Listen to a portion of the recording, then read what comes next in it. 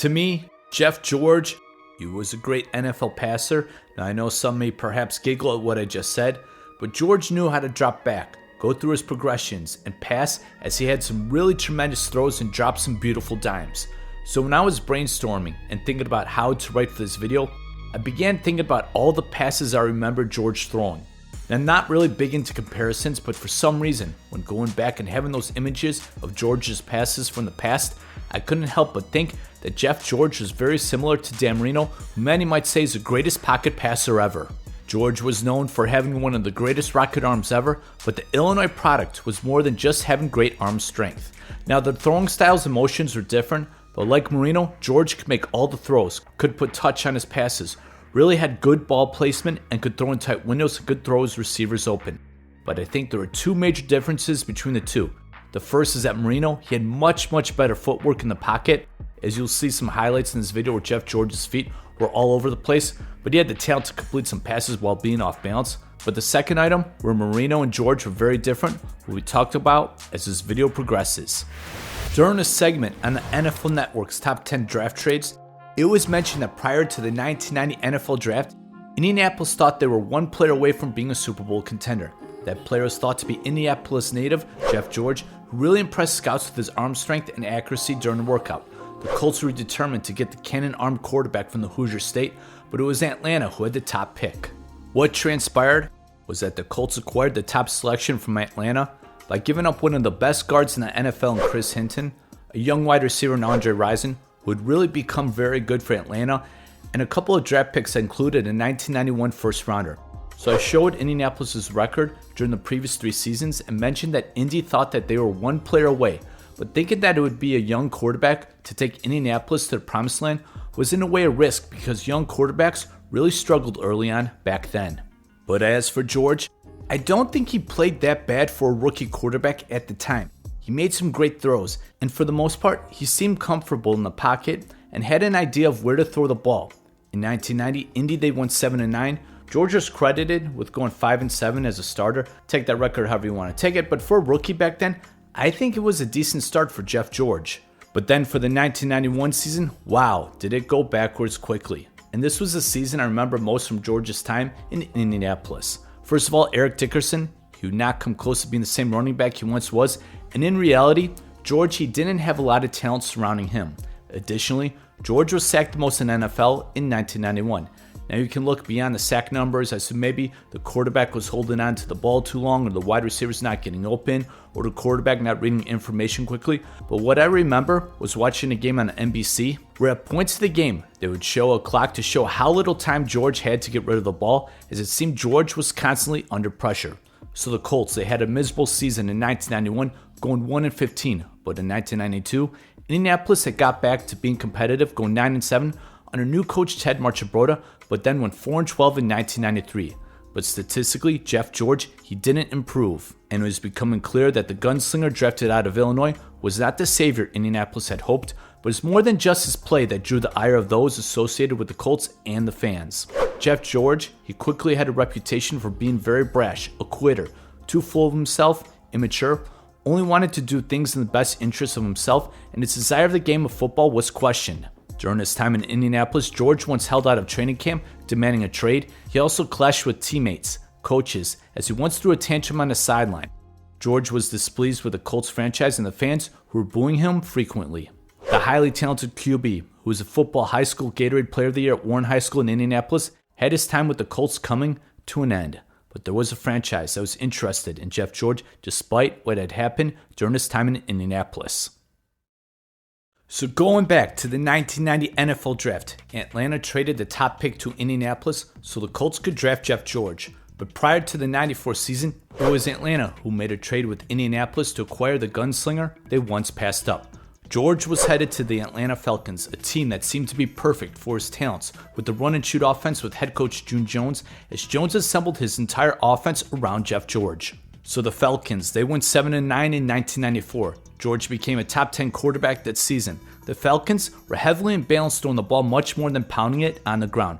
I really liked the 4 wide receivers that George threw the ball to, and Andre Rison, the very underrated Terrence Mathis, a talented and young Burt Emanuel, and veteran Ricky Sanders. But anyways, perhaps the arrow was pointing up for the Falcons despite Andre Rison leaving the ATL to sign with Cleveland. But Atlanta perhaps found the quarterback for years to come. In 1995, Jeff George, he led the NFL with 4 game-winning drives. In Atlanta, they found themselves at 8-7. A Falcons win in Week 17 would send them to the postseason. However, they had to play the defending Super Bowl champs, the San Francisco 49ers. Now, San Fran, if they won, they would have clinched home field advantage throughout the playoffs, so they too also had something to play for.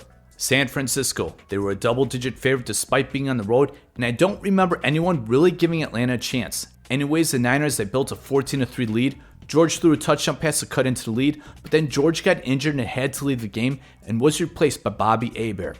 What happened is that Atlanta stunned San Francisco, so the Falcons were going to the postseason.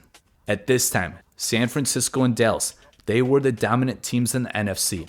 And then it seemed like it was just everyone else. Meanwhile, I remember thinking that Atlanta could be a scary team in the postseason for anyone.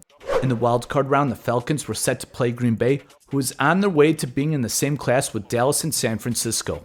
As for the game, the Falcons struck first on my most memorable Jeff George pass for me with this bomb. With a play like that, this was a Falcons team that I thought that could be dangerous, a team that could score at any moment. But it didn't work out for Atlanta, as Green Bay won 37-20.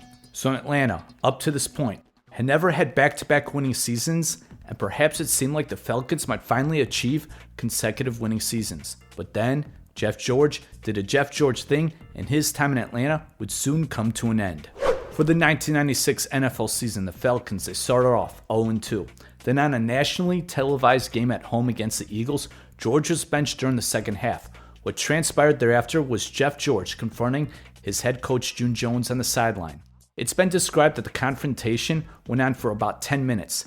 Terry Bradshaw on the Fox pregame show went off on Jeff George, as many others also did the same. The Falcons wanted to trade Jeff George, but his salary kind of made that difficult. Ultimately, George was suspended and then released, and then beat the Oakland Raiders, who would then sign Jeff George. In 1997, George did lead the NFL in passing yards, but Oakland, they had a 4-12 record, which led to the firing of head coach Joe Bugle.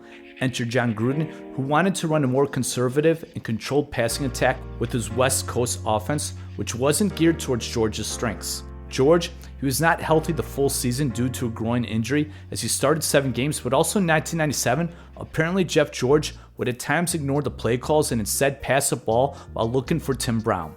So the Raiders, they had salary cap issues, and according to a CBS News article, the Raiders and George, they came to agreement to void his contract. The article said that George wanted to sign back with the Raiders, but then an ESPN article, it stated that Gruden wanted a signal caller who could inspire teammates. So instead, Oakland, they went with Rich Gannon.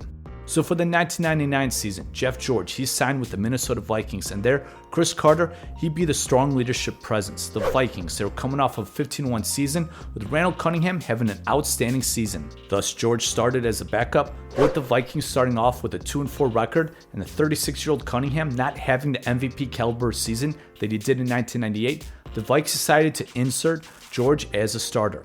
As a result, George, he played great, made some wonderful throws, and probably had his best season leading the Vikings to playoffs.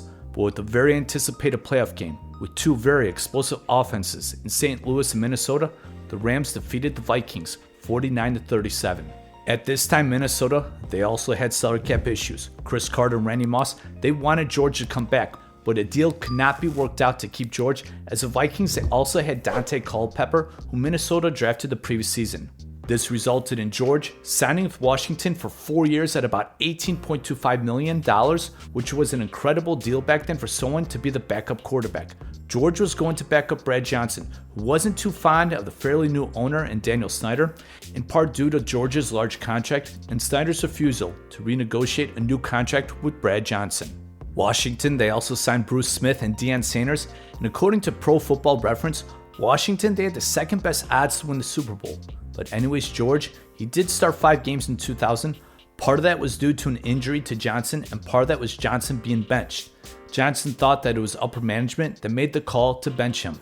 So Johnson then left for Tampa, and Jeff George would be the starting quarterback for the 2001 season, but there would be a new coach in Marty Schottenheimer. When looking back, this was kind of a strange hire. Now Marty, I think, is a tremendous coach, but Snyder was supposedly all about Jeff George, and Jeff George was not the type of quarterback to play Marty ball. but Schottenheimer thought he could make it work, but instead George, he did not play well in the first 2 games of the season and was rapidly released. George would later on sign with Seattle and Chicago, but would not appear in any of those games, and thus, that's the career of Jeff George. This has been one of my favorite videos to make. When thinking about the idea of doing a Jeff George video, at first in my mind, I was just thinking and visualizing about all the tremendous throws he made. Then when I was beginning to research and produce this video, I was so entertained going back watching his throws. He was such a great passer. But then there's a part that is much needed in being a quality quarterback, the intangibles.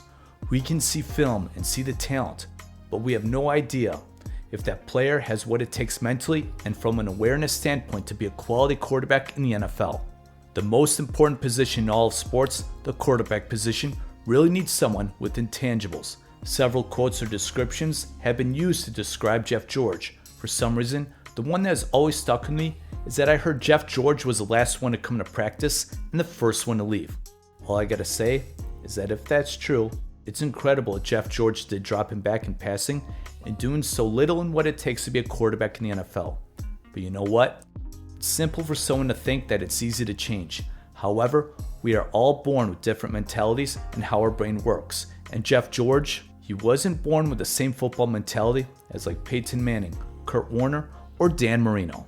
But damn, Jeff George, he was born with some of the greatest physical tools ever to play quarterback, and he was entertaining to watch throw the football. Real quick, I just want to thank all those who have supported 90 Sports Nostalgia. Don't forget to subscribe, like, comment, share, and check out the links below for Patreon and merch. Thank you so much. Jeff George was a great passer, a Jeff George biography and documentary.